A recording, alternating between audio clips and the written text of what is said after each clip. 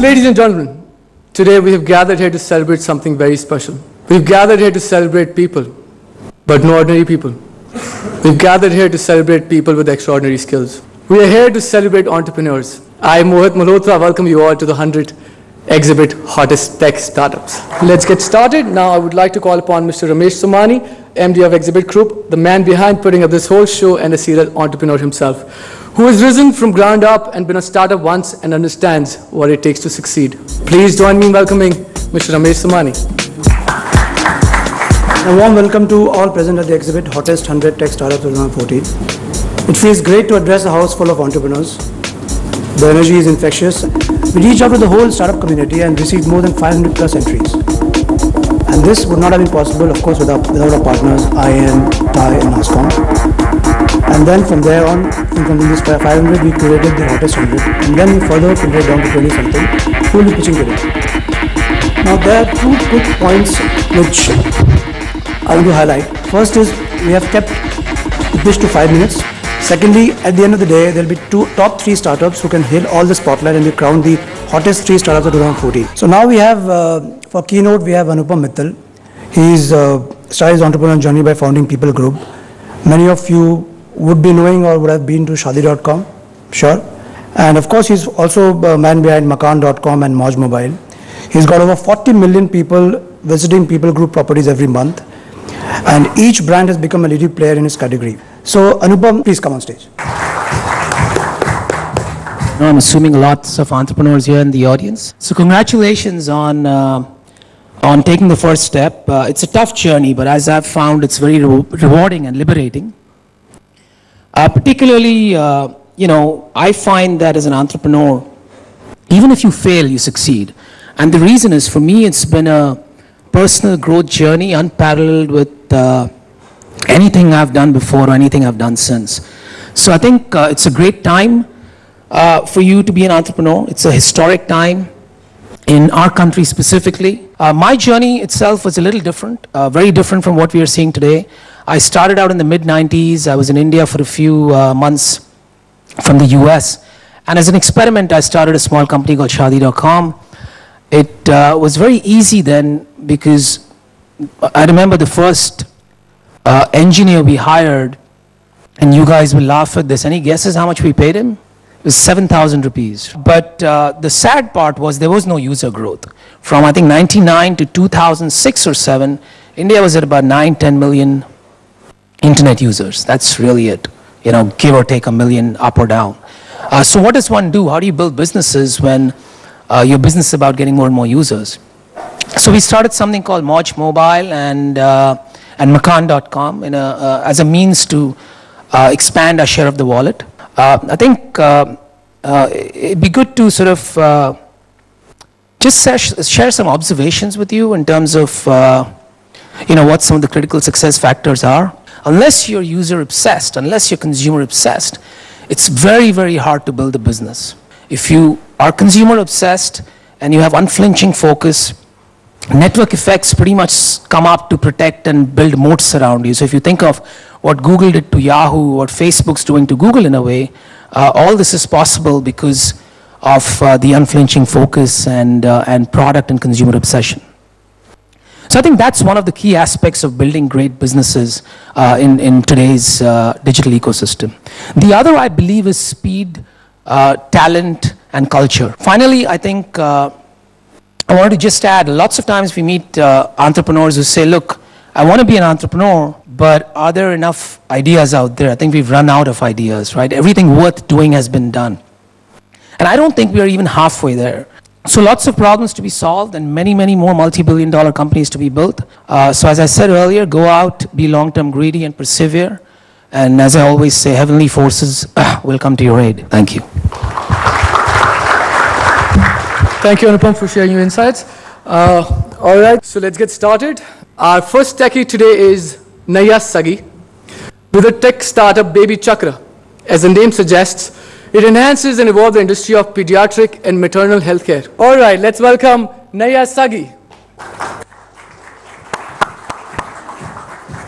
So what Baby Chakra does is that right from when you're expecting a baby, so -9, to when your child is 5 years of age, so -9 to 5, that whole continuum, that whole life stage, we help parents discover and decide on local services. Now, we've done things a little differently. So unlike a typical classifieds platform where you're just sort of selling feet in the street and putting everyone on your platform, we said, let's start with a process of crowdsourcing. So on Baby Chakra, currently we've had thousands of mothers write in crowdsourced local service recommendations from these mothers in both Bangalore and Bombay, which is where we are live. And these are the services that we've started off by profiling on Baby Chakra. So right from doctor recommendations to hospital recommendations to play school recommendations to daycare recommendations to nanny agency recommendations, we have them all. The market is big, it's fragmented, there's been endemic information asymmetry, there's massive quality differential even in the same brands of local services.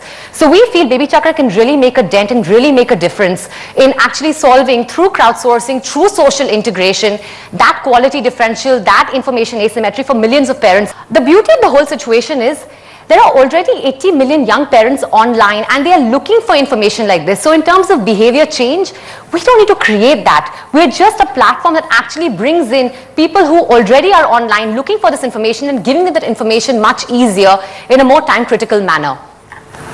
Our business model is pretty simple through a combination of subscriptions from the local services as well as lead generation through the products, and of course we're getting a lot of interest from brands. We expect to reach about 9 crores in revenue in the next 3 years. So I'll stop here and open it out to questions. Mitesh, do you want to join me?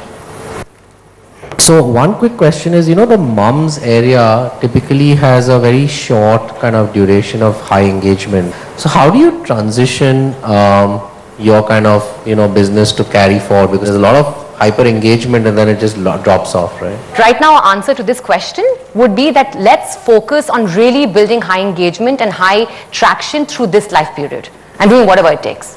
Yeah. Thank you so much, Thank you. Baby Chakra, for this great presentation. Our next techie is Nakul Kapoor with his tech startup PlayAndLive.com.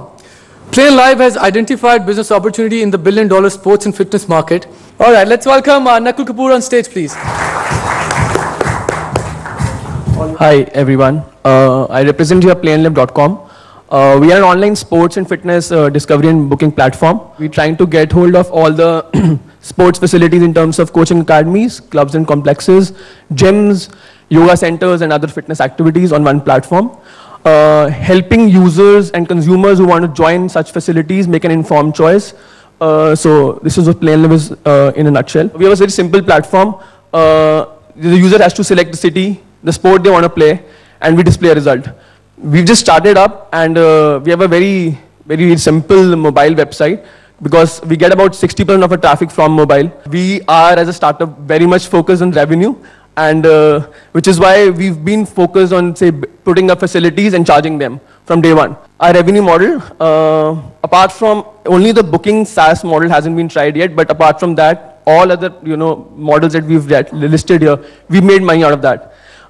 When I say made money, we haven't made millions, but we have taken some share of, of the revenue from each of these. Our traffic has been pretty much the same because we haven't done any, paid advertisement on Facebook or Google AdWords so far. We've got about 10,000 unique visitors every month, about 25,000 page views. We have about 7,000 listings across 11 cities. We want to be a platform wherein people who want to get into, a sport or you want to join a fitness center, they should come to Play and Live. Just like Shaadi, just like Naukri, just like Ghana. For sports and fitness, it should be Play and Live. Thank you.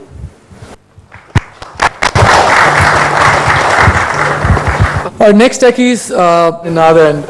So let's hear it from the horse's mouth. So we are Musically.com. We are into the music tourism space. While we have seen that the digital space of music is really growing and everything, but overall there's a massive dip in global music revenues and music sales. So where are people actually consuming music? Where are consumers buying music? People are actually investing in experiences. So just a few examples like live events. Well, how big it is? There is 30 million people that are traveling outside their country today to a music festival. The minimum ticket price is $50. And the average expenditure per person in a festival is $150. In India, it's been a great rise as well, because we are sort of based out of India. We are sort of tying up with many local festivals and sort of selling their experience, but we have done many international festivals on exclusive and non-exclusive basis. Right now we list over 80 festivals. We really believe in the community, in the people, in connecting people and getting them, because there's multiple transaction opportunity there as well as content opportunity as well. We found that most people are using their mobiles during the festival or the event or the music experience, and sharing their photos, videos, talking to people, telling their friends that, hey, I'm here, tweeting about it, etc. And hence the connect feature. Our revenue model so far has been, if it's an exclusive festival that is tied up with us, then we obviously get commission on their ticket sales, on the accommodation. We build packages for the festival.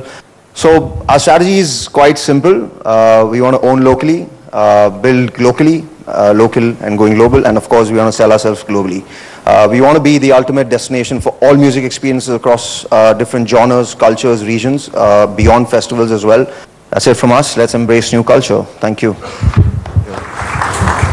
So up next, with this tech startup Haptic Inc. Haptic has created an iOS and Android app to help users get help with products and services over messaging. Let's have a look. My name is Akrit. So what is Haptic? So Haptic is basically a mobile messaging assistant that gets you help with products and services. Everyone uses WhatsApp, so think of it like a messaging app like WhatsApp, but instead of talking to your friends and family, you're actually talking to an expert to get help about a product or a service that you want to use or you might be using. And you pop the app open, you'll find hundreds of companies or businesses listed over there. So I pick a particular company, pick a particular business, have a question about the product or service, send in a question. So we've established an army of experts. All of these experts are sitting across the entire country in different places. They are sourced by us, they are trained by us. We have now created a wide knowledge base of the most commonly asked questions across the board. So I think now we have over 16,000 questions and scripts associated with those questions. We're pretty excited about the technology we're building, where today if you ask a question, there's a high probability that instead of the expert having to look around or look up, that message will be sent through our database. It'll be queried across the entire base, and then an answer will pop up in front of the question, in front of the expert. And the best part is that actually, as of February now, the average response time is 3 minutes. Another significant achievement that personally I feel very proud of was that last year we were picked in the productivity category of Google Play. We were the only app from India to be picked in that category. You'll find that people use it for typically 3 types of functions. One is a replacement to the search, right, which means, hey, I need some information. Second is traditional customer support. Hey, look, I have a problem with my carrier. What can you help me with that? And the third, which is the smaller category, is sort of the concierge type stuff. Hey, can you web check in for me? Cool, thanks. Happy to take any questions. Please download the app if nothing else. Very interesting model. Hey. I'm just curious, is this a India-specific problem that you're solving? So good question, right? So we started out saying that we'll sort of do this in India and see where it goes, with the idea that we want to go out to the US and other markets quickly. But given the response we've seen in India, we don't have any intentions to go out anytime soon. We think there's big enough market in India. Thanks, guys. I suggest we now take a short break, and maybe you all can use this time for some quick networking. All right, catch you guys after the break.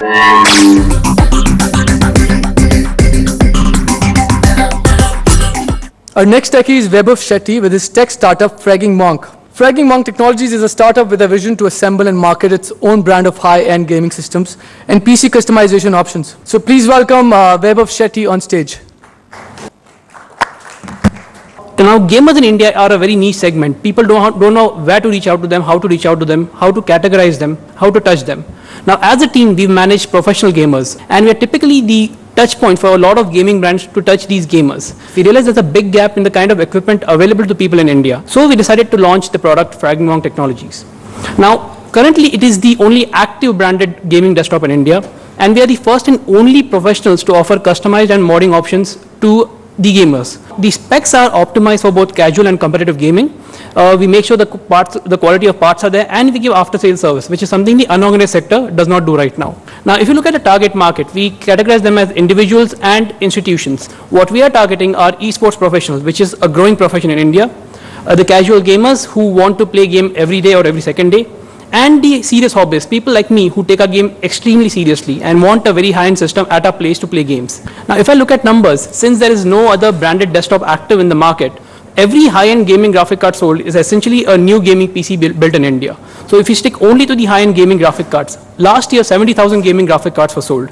If I put an average figure of 70,000 rupees per PC, that's a market of 490 crores. It's grown 50% over last year, and the year before that it grew 100%. Now, our revenue model is very simple. We are a product company and we are selling this as a product to the end customer. So it's either through direct sales or sales to stockists and distributors. We are working on cloud gaming. We believe it will be big in India, and there is a logical diversification into laptops and tablets, which we want to go to in the next 3 to 4 years. If anybody thinks of gaming in India, they have to think Fragging Monk. That's about it. So our next techie is Vibhav Mehta with his tech startup Phone Spa. Phone Spa, as the name suggests, is a spa for mobile phones where phones can enjoy a deep tissue and a pressure point massages followed by a steam bath. No? Oh, my bad. So then let's find out what this is all about.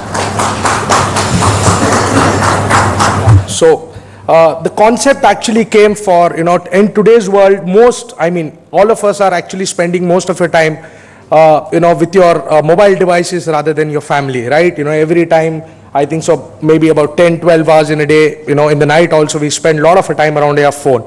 So, don't we think our phone also needs a spa? And that's where this entire concept is built. The overall opportunity in mobile accessory, and if out of that entire mobile accessory, if we just take about mobile cases or a protection devices, that's as huge as 2,000 crores. But one of the good thing is there are no focused player actually in India who is on a retail front focusing around specialization, personalization within phone accessories. And here Phone Spa actually brings the complete personalization experience to your phone. What product and services we are starting with, again, it's been divided into 3 phases. Phase 1, we are going to focus more towards personalization into cases, which is designer cases, personalized cases, and screen protectors. In the second phase, we are going to add more accessories like power banks, earphones, speakers, again with the personalized experience. And the third phase is going to be around the services, right from your warranty services to your on-site pickup services, antivirus and stuff like that. So we want to become a kind of a one-stop shop for all your mobile accessories or mobile service related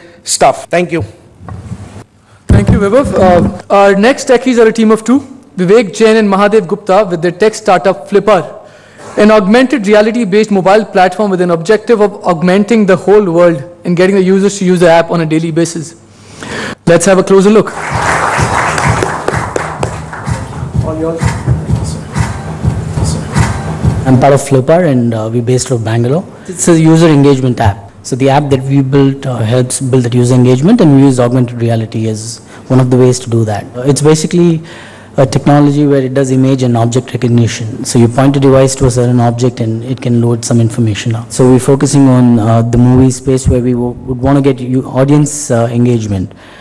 So it's basically you go to a movie, you see posters of say the upcoming launches. So you take a device, point it to the poster, it could play a trailer, or it could you could sort of connect with the stars of the movie. It's sort of building the user engagement, and you could also sort of enable buying of tickets, predominantly using affiliates. So the objective is basically to build a user base using the entertainment platform in the next 6 to 8 months, and eventually reach out to other brands to subscribe to this. A revenue model in terms of ads, brand subscribing, and then ticket sales as affiliates. So you point to a certain poster and you can book movie tickets. E-commerce affiliate marketing. So you point a sort of device to a certain product and you can order. Yeah, that's about it. Thanks. Thank you, Vivek. Our next techie is Amog Vaishampayan with his tech startup Paint Collar. It's a retail innovation which aims at creating a marketplace for designer merchandise created by artists. Let's hear his artistic thoughts. All yours. Hi, good afternoon. Essentially, Paint Collar is a marketplace for designer merchandise created by thousands of artists from all over the world. So Paint Collar enables you with the click of a button to create and sell your products online with your art on it at your own price and with zero upfront costs. All an artist has to do is sign up, upload his artwork onto our product templates, set his own profit margin, and hit upload, and that's it. We take care of everything else. So our business model essentially works with this formula. For every product you create on paintcaller.com, we quote a base price. That includes our cost for manufacturing, packaging, delivering, includes our profit as well. We started off with 4 products that are selling the most online. That is t-shirts, posters, laptop skins, and canvas prints. And within the next month or so, we're adding mobile cases as well. We started out in September 2014, and so far we've got over 500 artists who have created more than 4,000 products on our platform. So that's all about Paintcaller. I hope you liked it. You can get in touch with us at contact@paintcaller.com. Thank you so much. Thank you, Mog. So I must say that looking at all the presentations and pitches today, I'm very excited about the future of our economy. So I would like to invite our jury members to share with us their thoughts and perspectives on the presentations made by our participants today. So please join me in welcoming our esteemed jury.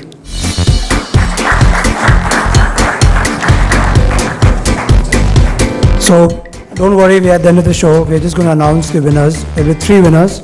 So I'll start from the third category. Basically what we've done is we have totaled all the stats. This is mine in front of me. Every jury member has given basically points to every attribute, and then we just total it up. Now, on the third place, we have Musanli, Ninad Shah. Great work, Ninad. Please come. Congratulations, Musanli, both of you. So, the second winner is Baby Chakra. Naya Sagi, yes. Great work. You guys deserve it.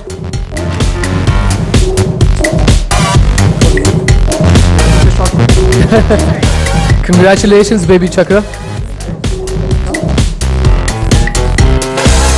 Alright guys, now we have the grand finale. Basically it's just that couple of points here and there. So now this one I think we can take a guess, right? Anybody? Any guess? You guys got it right. Haptic, come on. Congratulations, Haptic. Thank you, Sahil, for all these lovely gifts. It's JBL speakers.